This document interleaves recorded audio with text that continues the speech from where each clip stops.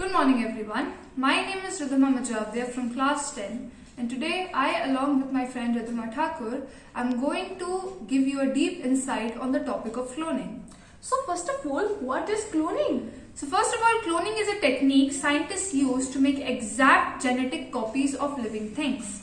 Genes, cells, tissues and even whole animals can be cloned. In biomedical research, cloning is broadly defined to mean the duplication of any kind of biological material for scientific study. Scientists often clone genes in order to study and better understand them. Do you know how is cloning done? So first of all, to clone a gene, researchers take DNA from a living organism and insert it into a carrier such as a bacteria or yeast. Every time that carrier reproduces, a new copy or a new clone of the gene is made. How many types of animal cloning are there? So there are two types of animal cloning. First is embryo twinning. Scientists first split an embryo in half. Those two halves are then placed in a mother's uterus.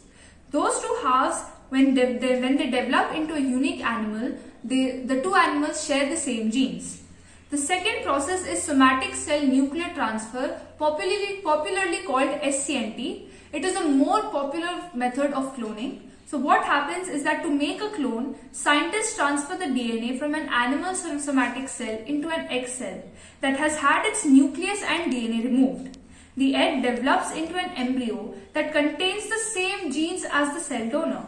Then the embryo is implanted into an adult female's uterus to grow.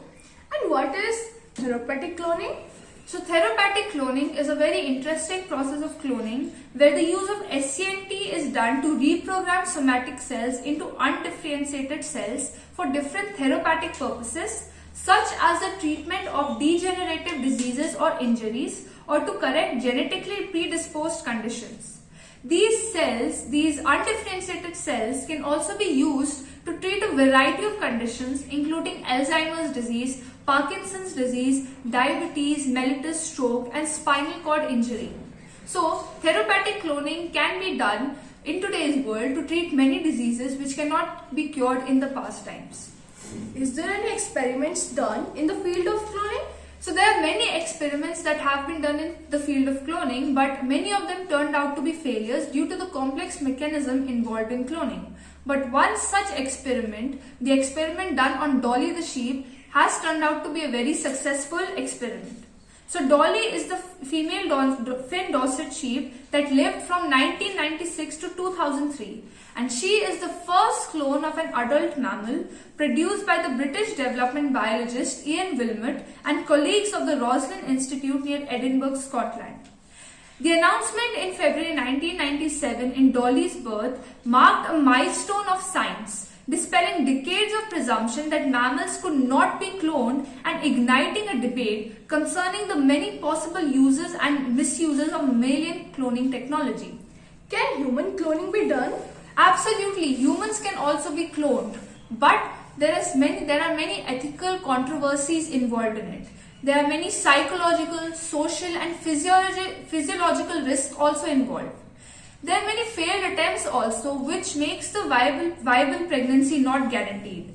Because of the risk associated with the process of cloning, it introduces a very high likelihood of loss of life and the process is considered unethical. Is there any laws for human cloning? Yes, there is one such law. In 2005, the United Nations passed a non-binding declaration on human cloning that calls upon member states, and I quote, to adopt all measures necessary to prohibit all forms of cloning as they are incompatible with human dignity and the protection of human life. So even an organization such as United Nations recognizes the fact that human cloning, even though there is a future in human cloning, but it is considered unethical as it harms the dignity, equality and freedom of humans. So what are the applications of animal cloning?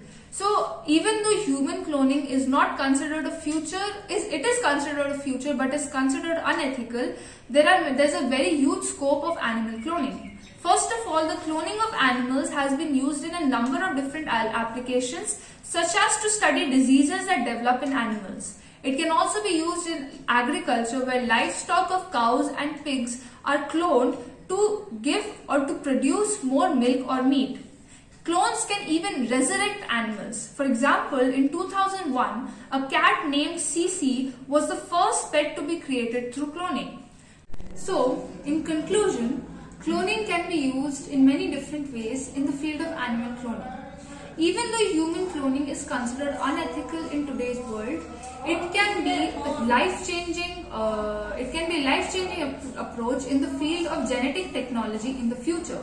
So, in today's world, we can take out many advantages of animal cloning, such as taking out cures of diseases, creating copies of animals for the field of agriculture, and much more. So that's all on today's topic of cloning. This is me, Ridhima Majagdia and Ridhima Thakur signing off. Thank you. Thank you.